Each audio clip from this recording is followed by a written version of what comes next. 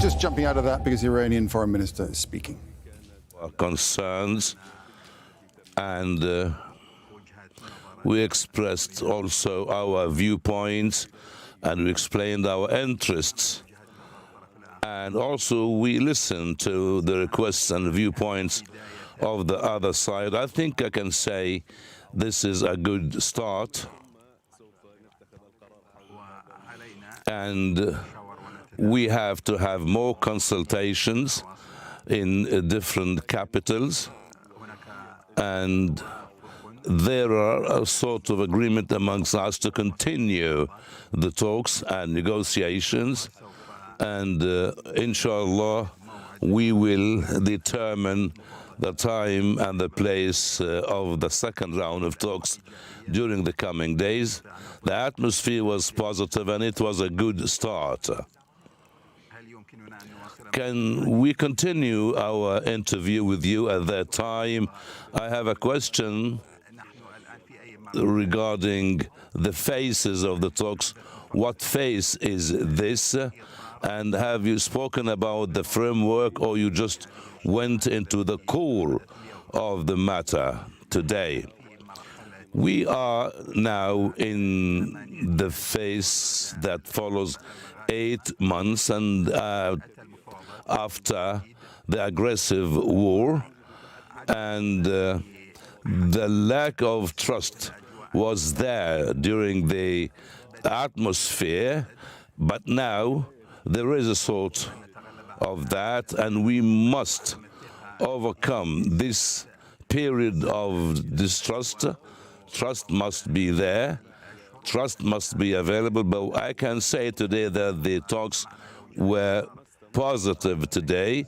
We listened to our both parties' viewpoints through the Omani mediator, and if we can go along with this positive path, I can say that we can reach a positive framework regarding the nuclear talks between Iran and the USA, but I don't want to judge now at the very beginning. We just hope, inshallah, that the talks, according to the decisions that to be taken, I hope it will be positive. Thank you very much, Mr. Minister.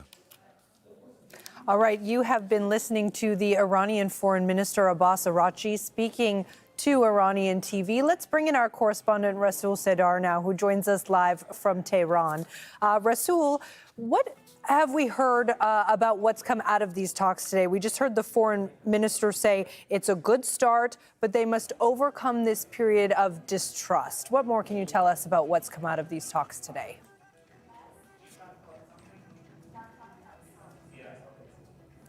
Indeed, the fact that it lasted so long and they have held 2 indirect meetings today was already considered in Iran as a positive atmosphere, despite lots of the disagreements here. So Abbas Araghchi, the foreign minister of the country, said that during the indirect talks today, they have shared the viewpoints and they have listened to each other. So the requests of the United States have been taken into the consideration, and the United States have listened to what Iranians are proposing. And he's saying that now, from now on, now both parties are going to back to some of the capitals. He particularly didn't say one capital, but we need to continue consultations with capitals. So in that sense, we understand that at least regional countries are also involved indirectly.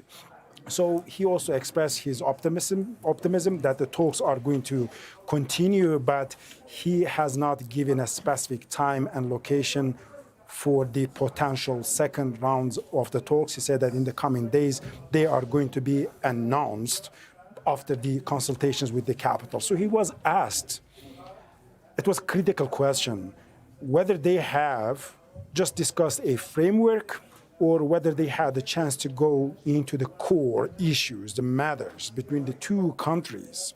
But what we understand from his statement, he's saying that after the war that has happened last June, continued for 12 days, there has been a huge mistrust between the 2 parties. This is actually a historic mistrust since the Islamic Revolution in 1979.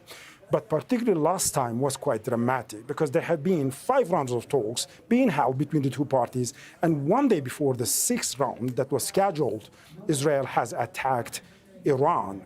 And Iranians consider that as a betrayal to the diplomacy. While you are engaged in diplomacy, any party should not come under the attack. And this bitter memory was always with the Iranians. So that's why they say that now it is also a kind of a process of trust building. But what he said was that they didn't go to the core issues. Even there have been very little talks about the framework of the talks. So he says that here it was about listening and trying to understand the requests and the viewpoints of two parties. So what we understand from that, the talks were quite basics. They even did not go through the framework. And we're expecting, after the consultations with the capitals, particularly Americans with Washington, and then Iranian delegation with Tehran, and then some regional countries as well. So there will be a clear path how they're going to move forward. But in Iran, when we're talking to the experts here, the analysts here, and some of the officials, they say that the fact that there have been 2 meetings today and the fact that they have agreed in principle to hold further talks, potential next rounds, is a very positive outcome for now, because when Iranians were going to Muscat, they had very little hope. And both parties did not want it to be blamed to be the one that leaves the negotiating table.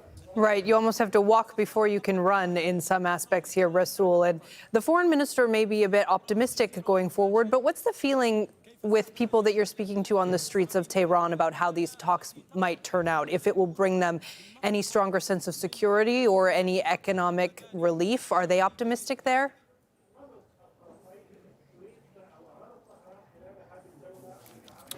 Well, indeed, Iranians, when it comes to whether they were optimistic or pessimistic about the future of these talks and in general of their country, so they are struggling on a daily basis, particularly in terms of the economic hardships that they are facing.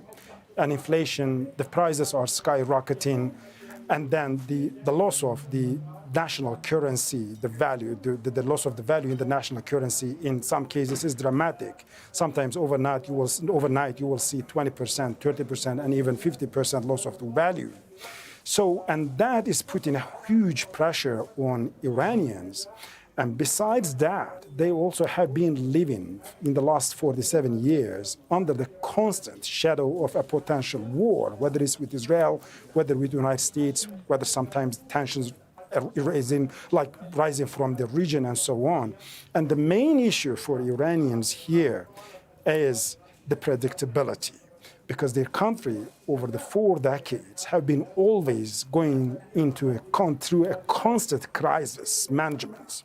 And they want a normalization with the region and with the world, and also they want the predictability, not only regarding Iran's policies or Iran's relations with the rest of the world, but predictability in their life as well. When it's about the security, either it is about the economic prosperity or for the future, so the predictability is at the stake. And when we are talking to Iranians here, in many cases, some of them are saying even they're postponing of having children because there is a constant possibility of a war and crisis. And also, as I said, the economy, the devaluation that the country is going through almost in the last 4 decades, the international sanctions, the mismanagement, the lack of the proper infrastructure is quite hurting Iranians. And I think that is also putting a huge domestic pressure on the government in Iran.